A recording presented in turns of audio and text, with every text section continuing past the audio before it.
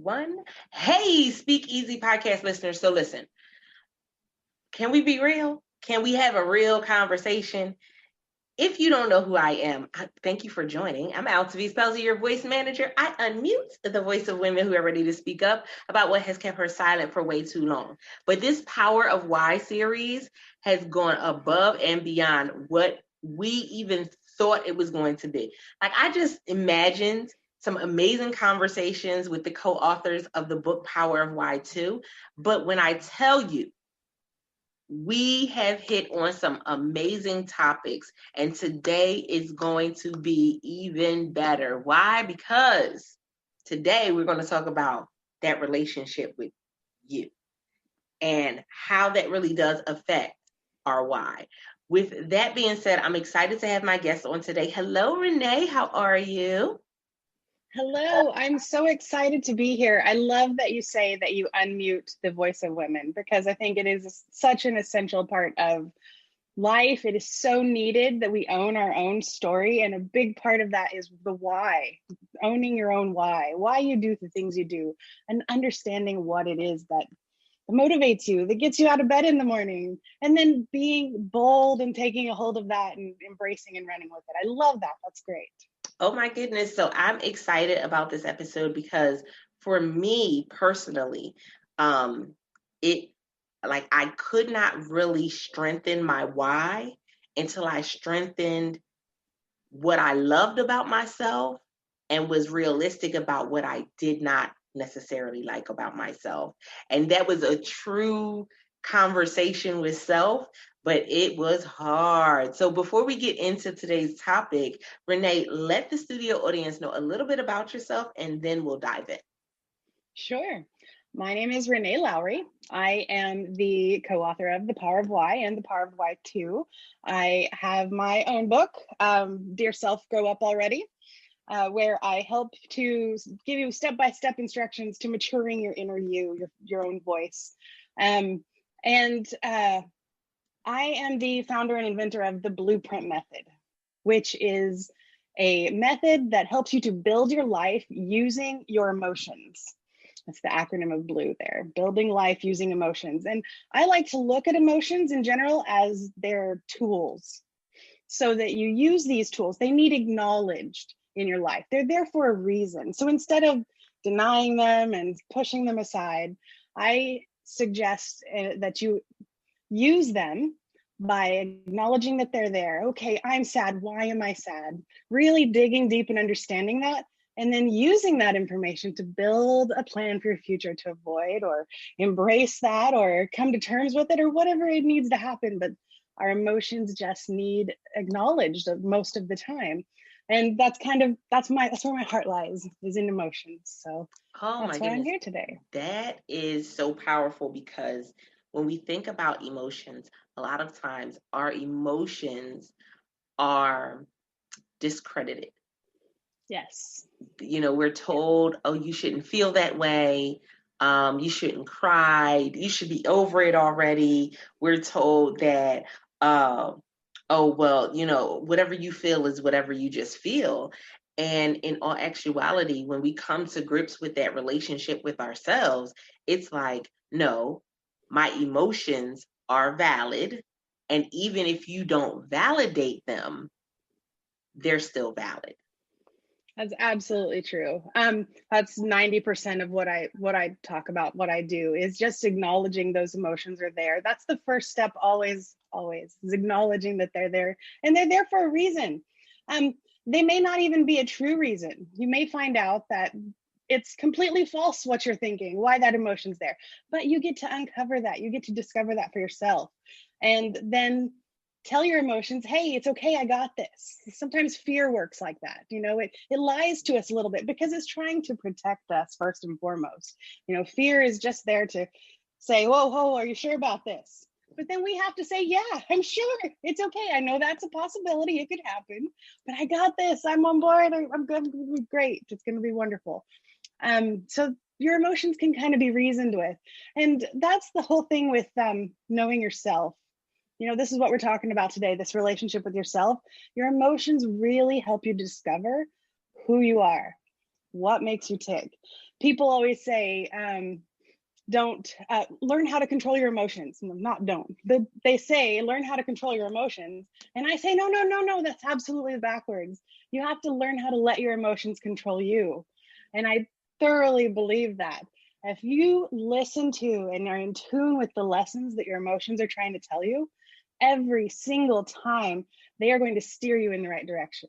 You're going to learn so much about yourself that no one can change your mind about anything unless you're willing to let it happen, because you know yourself so well. You know why you're motivated to say the things you do. When you get upset because your husband made a comment about how you look that day, you understand exactly what's going on in your mind that made you react then the way that you did. It's such a more empowering way of understanding yourself, but it's really all about getting in touch with your emotions and letting them be the guide and guiding force in your life. It's so interesting because for so many years that has been the opposite of what we've been taught. But when we think about our why and the power of our why, it's not until we have that true conversation with self, it's not until we're very open and transparent with ourselves that we can go ahead and use that why to go full speed ahead. And if not, what ends up happening is if our emotions aren't looked at and understood, then our why ends up falling by the wayside, because we're always going to be in this roller coaster of our emotions are up, they're down, and we don't know how to maneuver around in the midst of that situation. And then you said something very, very, very important, is that when you understand your emotions, then you understand what's going on. It makes you less likely to be swayed into something that is not connected to your mission and your vision. It makes you less likely to be swayed by something that is connected to your emotions. And so that emotion piece of it is something that in the speaker industry, the author industry, the entrepreneur, I don't care if you have a bakery, there's going to be some emotion to it because this is your heart. Mm-hmm. Yep. There's a lot of that. And it's true that this becomes kind of a filter for you in where you spend your time. And it really does help you to stay focused on your why, on your mission for why you're here, why you're doing these things. Because the more you do understand about yourself, the more you know what to say no to. You know more how to say no nicely. Hey, I would love to help you with that next Saturday, but I have this other thing and it's super important to me. I need to be there and I need to be focusing on that. But you don't know these things unless you really understand yourself and know your mind really well. I love to say emotions are like symptoms. If you go to the doctor and you say, hey doc, it hurts when I touch here, and the doctor says, well then don't touch there. Technically, it doesn't hurt anymore. That solves your problem completely. And that's how we treat emotions in our society today. We're like, oh, don't look there and it won't bother you. Only that makes the problem worse. And it keeps Pretty coming much, back up because it just needs addressed. It is the symptom that something else in your life needs looked at or attention. And so what is that? It's getting behind those emotions and figuring out what's really going on so that you can fix that. Otherwise, you just invite these emotions to come back again and again. And that keeps you on that roller coaster you're talking about. Exactly. Yes. They end up being like they end up being the monster under the bed, right? Right. You're Absolutely. like, I don't want to look because I know it's there, but I'm not sure if it's there and I should really look. Like you're like teeter-tottering between those two. But the reality is most times what you thought was a monster under the bed is just a shadow or something else. Ooh, that I hope y'all caught that. I'm gonna repeat it in case y'all missed it. Oftentimes, the monster under the bed is a shadow of something else. And even when we think about our emotions, a lot of times what we thought was the real issue is not always the real issue. It's a shadow of something else. And it can be something else that's a lot more stressful. It can be something else that's a lot more painful, but it's the shadow of something else. And you got to get to the root of where that shadow is coming from. Yeah. Or you're just inviting it to come back harder and harder until you finally look in the corner and acknowledge, hey, something needs my attention over here. Yeah. Exactly. Oh my goodness. Now, Speakeasy podcast listeners, the reason why this episode is so relevant for me is because as a former people pleaser, my emotions were all over the place. And when I started in business, unfortunately, I did not realize that you could place emotions in the wrong positionings and put them in the wrong places, and it allowed for very toxic relationships in business, and it was so dangerous, guys, so extremely dangerous, that I didn't see everything that was going on. I didn't always understand everything that was going on, but it really did put me in the negative for my business, because here it is. I didn't know why I was drawn to certain people or why I would go and do certain things. But then when I started to understand myself better, one of the most important things Renee said is you learn to say no. Very true. Yep. I actually did some research a while back and learned that I read like the top 16 reasons people leave a good job, and 13 of them were emotionally based reasons. This is how we respond to things. This is 90% of how we live our lives is based in how we feel about things. And there is a huge degree of truth to just going with your gut. And in business, that's essential a lot of the time, is just, how does this person vibe make me feel? Not great. Okay. Keep my distance, learn more. Just like, let's take it easy. Let's figure this out. Maybe things will change. Maybe it's a wrong impression, but don't jump in head first if you have that kind of initial gut reaction. Exactly.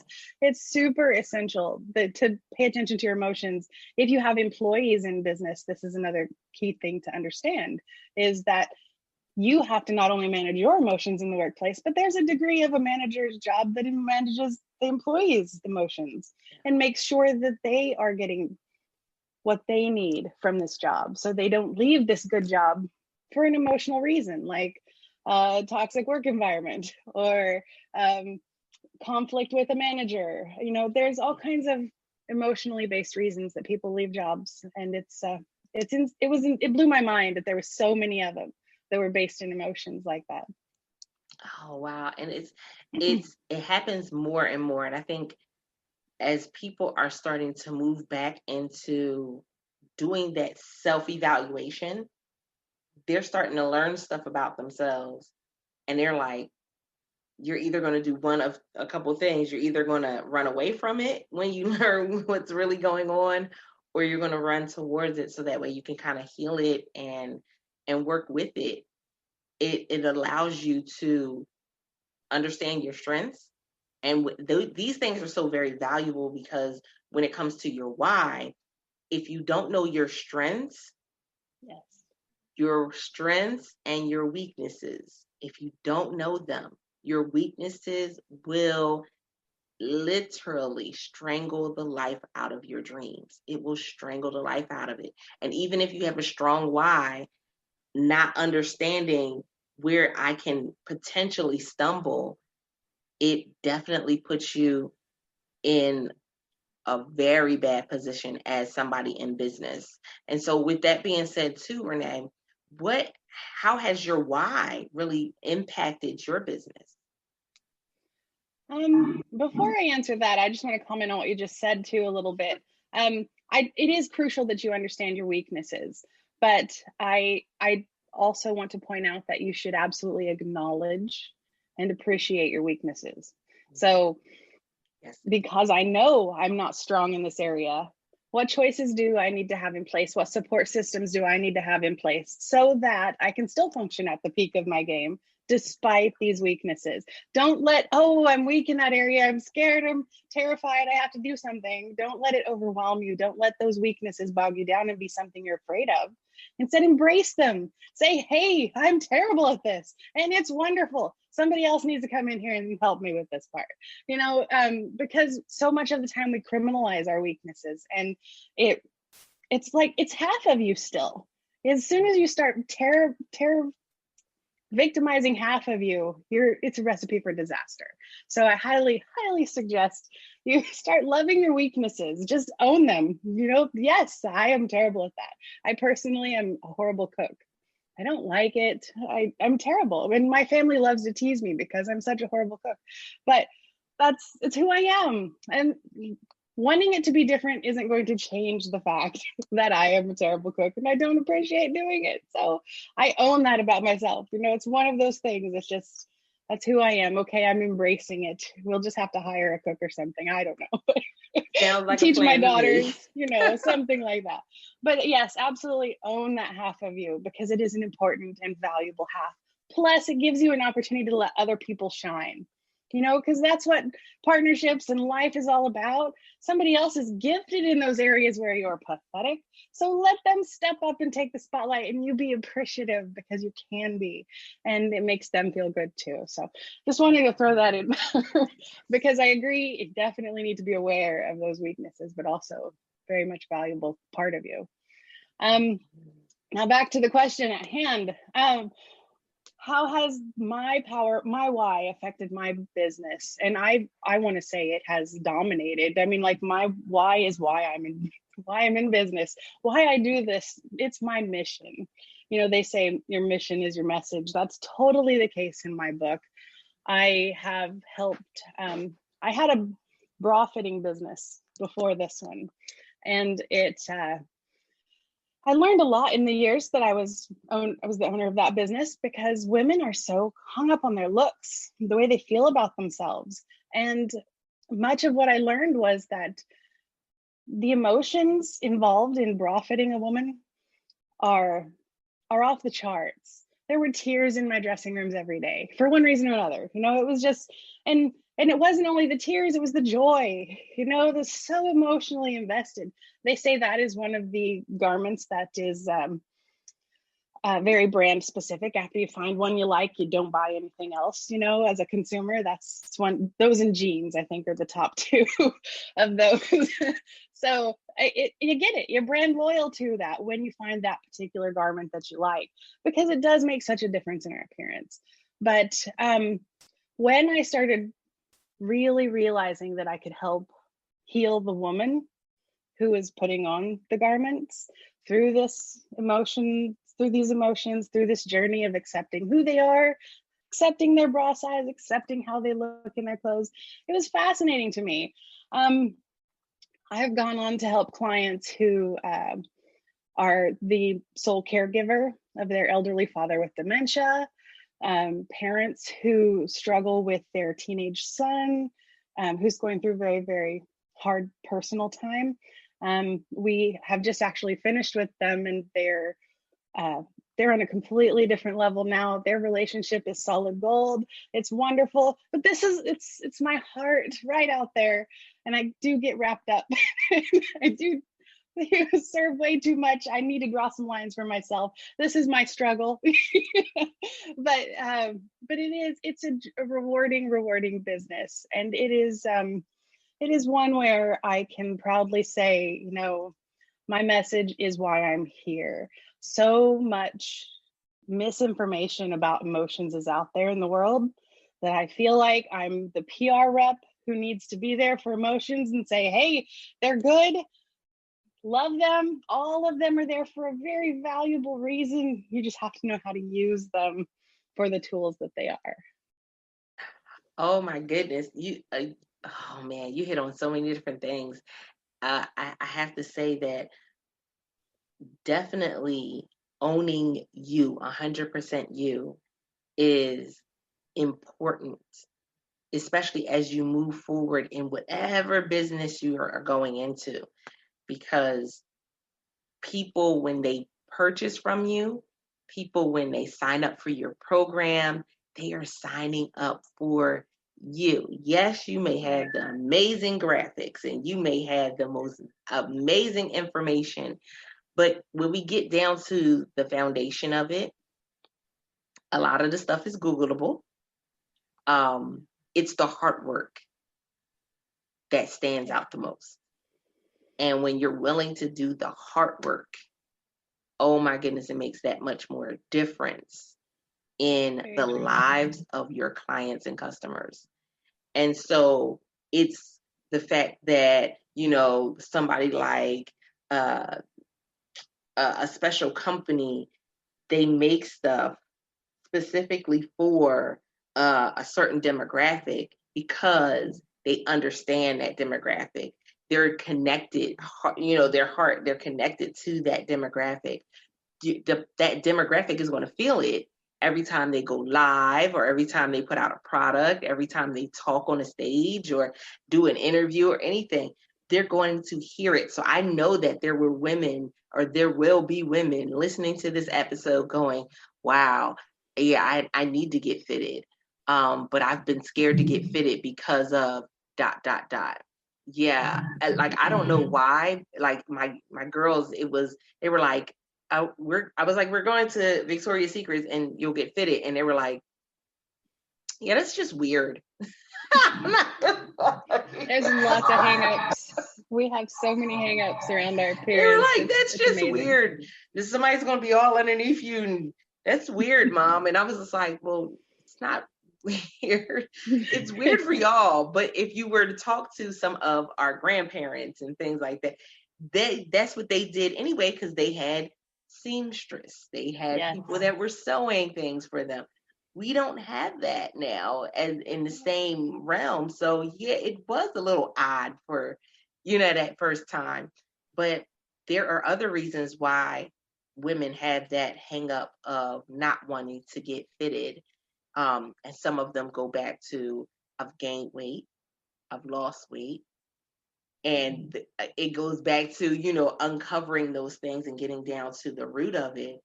And so I think that's significant because it's a process no matter what industry we're in. And Speakeasy podcast listeners, I really want you to tap in.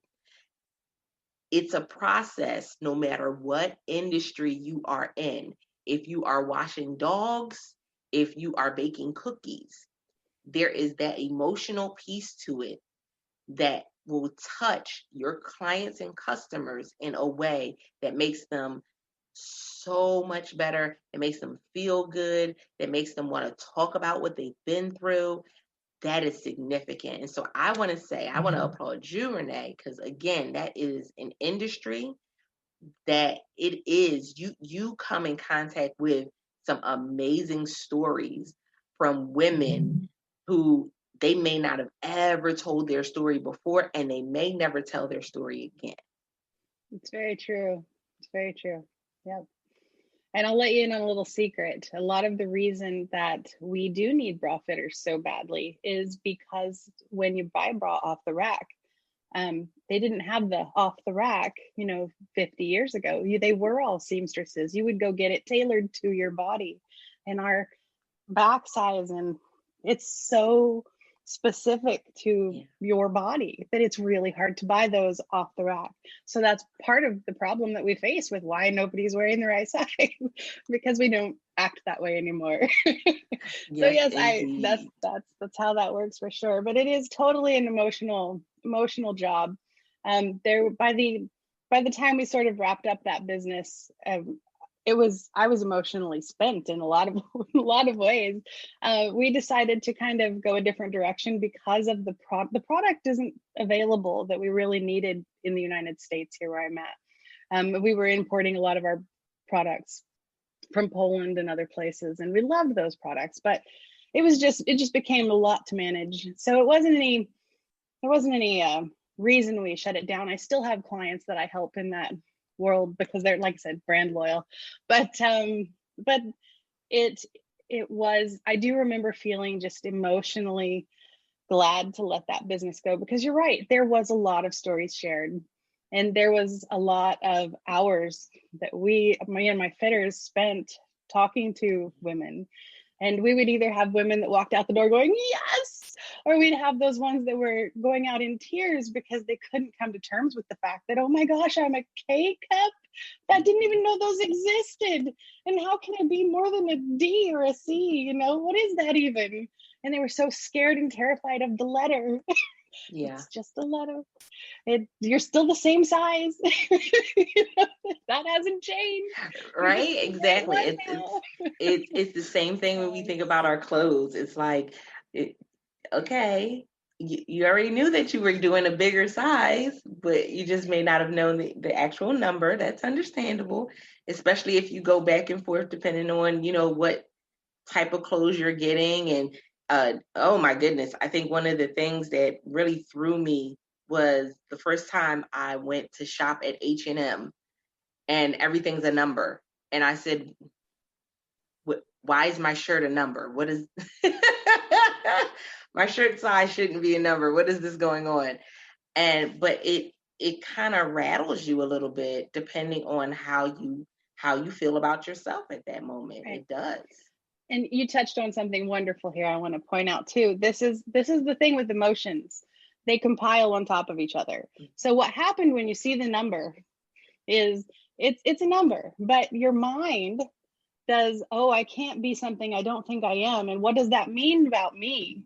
And then there's fear involved. And then there's self-judgment involved. And there's other things that weigh into that. But none of that is necessary. You put that all on yourself, so if you can really go back to what we started this conversation with, accept everything as is. And if you want it to be better, start now, make it better, as opposed to starting here and going backwards 6 feet, because now you have to deal with the self-judgment and the fear to get to ground zero again. Start at ground zero. Okay, I am far bigger than I should be. I am far bigger size than I want to be. Now what? What do I do now? As opposed to going backwards and burying yourself through all these emotions that we stick on ourselves and, just compiles on top of each other. But yes, acceptance. That's the number one thing. Accept. Okay, now what do I do with this information? Yep. I love it. Speak Easy podcast listeners. So I know this was kind of a heavy topic for some of you. And even though we spoke very lightly of it, for some of you, it may have, been a little more heavy than for some others. Renee, let them know how they can reach out to you for more information, and then also where they can find you at online. Sure. You can always check my website, reneelowry.com. It has all of my options for coaching and the books that I've written and other things. I have actually just recently started a membership group that we're taking beta members for right now, so you can get a really great price. It is a membership that teaches relating skills. We use the members submitted questions. Right now, we're talking about a member submitted question around changing toxic patterns. She mentions that she was in a toxic relationship and is trying to kind of recover from that. And so I break it down in like lessons and skills and talk about how to fix whatever problem she has. And I make it applicable so that you can use it in any relationship that you're struggling with, a work relationship, with your child, with your spouse, whatever it might be. But it's the breaking down of those relationship skills. And when a member submits a question, it's all done anonymously so that you can't tell which member submitted the question, but I use the stories to help teach the skills, because relating between your kids, between your coworkers, they all have the same basic skills. You just have to take them and tweak them and apply them to the different various relationships. And so that's what that's all about. I'm super excited about that membership, because relationships and navigating emotions is like key on my heart. So I'm really hoping that takes off and does wonderful things. Oh my goodness, that's going to be awesome, because again, like I said, where we are right now, is needed, it's necessary, and it can take people to a whole nother level. Speak Easy podcast listeners, I hope you were listening and I hope you were taking some notes. Like I said, this episode may have been a little more heavy than what you may have expected when you pressed play, but it's okay. You can press pause, you can press rewind, and you can listen to it again and definitely share it out. But we also want you to join the conversation. bit.ly/World Voice Community is how you join the free Facebook group. We want to hear how this episode resonated with you. Did you like it? Did you love it? Did you not like it so much? Let us know. Or you can leave us a review on your favorite podcasting platform. Why? Because guess what? We want to make sure that we're bringing you content and information that is going to elevate you in life and in business. So with that being said, I am Altavice Pelzer, your voice manager. I unmute the voice of women. And until next time, don't forget to press it out. See ya.